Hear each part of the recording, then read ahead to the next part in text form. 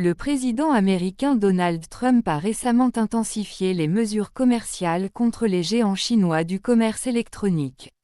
Le 2 avril 2025, il a signé un décret mettant fin à l'exemption de droits de douane pour les colis d'une valeur inférieure à $800 en provenance de Chine et de Hong Kong.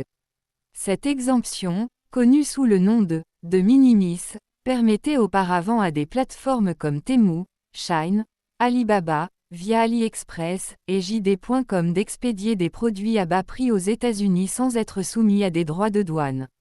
Désormais, ces envois seront soumis à un droit ad valorem de 30% ou à une taxe forfaitaire de $25 par article, augmentant à $50 par article à partir du 1er juin. Cette décision s'inscrit dans une refonte plus large du régime tarifaire américain annoncé par le président Trump. Un tarif de base de 10% est désormais appliqué à toutes les importations, avec des taux plus élevés pour les pays ayant des barrières commerciales significatives envers les produits américains. La Chine est particulièrement visée avec une augmentation de 34%, pouvant atteindre 54% en raison de droits supplémentaires liés au fentanyl.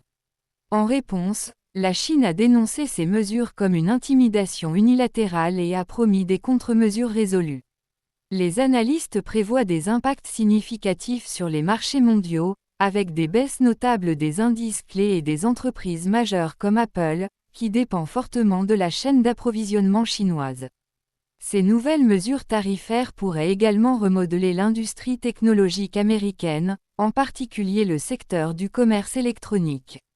L'élimination de l'exemption de minimis est susceptible de perturber les opérations de sociétés comme Shein, Temu, Amazon, eBay et Etsy, qui s'appuyaient sur cette disposition pour importer des produits à bas prix sans droit de douane.